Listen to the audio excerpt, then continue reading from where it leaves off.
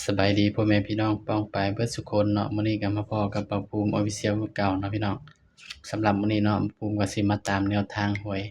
ดาวโจนส์ให้พี่น้องเนาะของงวดวันที่8เนาะมาเบิ่งผลมันออกนำกันพี่น้องข้างบนออก172เนาะข้างล่างออก64พี่น้อง64มีบ่พี่น้องบ่มีเนาะสำหรับตัวเด่นเข้าเนาะนี่เข้าที่4แต่ว่าบ่ภูมิบ่ได้เอามาจับวินให้เนาะนี่บ่ภูมิบ่ได้จับวินให้เนาะพี่น้องเนาะนี่ก็ถือว่าเสียดายเนาะพี่น้องเนาะที่บ่ภูมิบ่ได้มาวินให้ก็ไปกันต่อเนาะพี่น้องเนาะนี่สำหรับตัวเด่นเข้าที่4เนาะนี่ก็ไปกันต่อเนาะสำหรับหวยลาวดาวโจนส์เนาะพี่น้องเนาะงวดวันที่9มีนาคมเด้อพี่น้องเด้อบัดนี้ก็ไปกันต่อเลยพี่น้อง9มีนาคมเนาะก็เป็นงวดที่2ที่บ่ภูมิให้เนาะ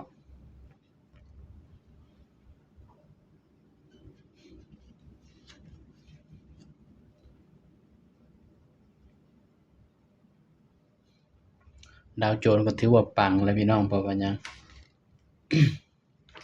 นี่เนาะนี่มาภูมิก็ให้3กับ4แม่นบ่นี่ชุดวินเนาะนี่นี่พี่น้องก็ปังอยู่พี่น้องนี่เข้าที่ข้างล่างเนาะนี่ก็ถือว่าปังอยู่พี่น้องนี่แม่นบ่พี่น้องแม่นแหละพี่น้องนี่ก็ถือว่าปังเนาะนี่4664เนาะนี่สำหรับดาวโจนส์เนาะก็ถือว่าปังพี่น้องเข้าที่4เนาะนี่ส่วนชุดวินนี่หลุดเนาะชุดวินนี่หลุดแต่ว่าชุดเต็มมาภูมิเข้าเนาะพี่น้องเนาะนี่ไปกันต่อเนาะพี่น้องเนาะวันที่9มีนาคมเด้อพี่น้องเด้อบัดนี้สำหรับดาวโจนส์เฮาเนาะดาวโจนส์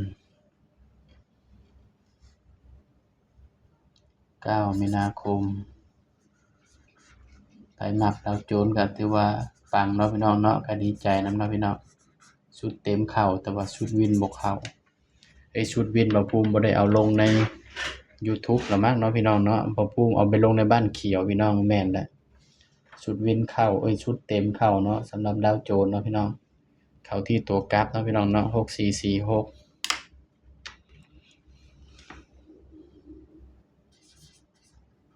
เข้าพี่น้องเข้าบ่ภูมิจำผิดพี่น้องที่เป็นสีน้ำเงินเนาะบ่ภูมิเอาไปลงในบ้านเขียวเนาะก็ถือว่าปังอยู่พี่น้อง2งวดซ้อนเลยเนาะพี่น้องเนาะสำหรับดาวโจนส์เฮาก็ถือว่าปังเนาะ FC ดาวโจนส์ก็คงสิปังเนาะพี่น้องเนาะ มาเบิ่งนำกันเนาะบัดนี้สำหรับเด่นดาวโจนส์เนาะงวดต่อไปเนาะงวดวันที่9เนาะพี่น้องมันออก172 64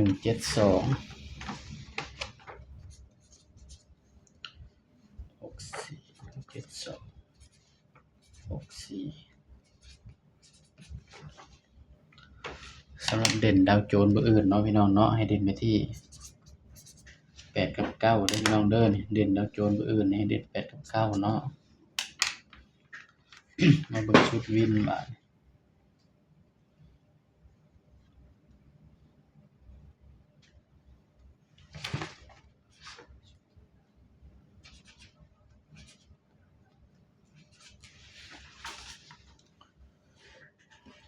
ชุดวินก็คือนี่แหละพี่น้องบาดนี้ก็มาจับคู่นำบ่ภูมิเนาะพี่น้องเนาะสำหรับดาวโจนส์เนาะพี่น้องจับ8บ่เนาะพี่น้องเนาะ80 83 89 88 90 93 9889ตัวกราฟเนาะพี่น้องเนาะเพราะฉะนั้นบ่ภูมิเอาเป็น99แทนเด้อพี่น้องเพราะว่ามันซนกันเนาะถ้าสิเป็น98กันเนาะพี่น้องนี่ตัวสุดท้ายเนาะให้ไปที่30พี่น้องนี่คือแนวทางดาวโจนส์เนาะพี่น้องเนาะนี่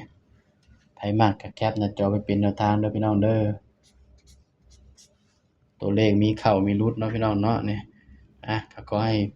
FC ทุกคนปังๆเนาะพี่น้องเนาะสำหรับคลิปนี้เนาะบ่ภูมิก็ฝากพี่น้องกดไลค์กดแชร์กดติดตามบ่ภูมิ Official ให้เด้อพี่น้องเด้อสบายดีครับ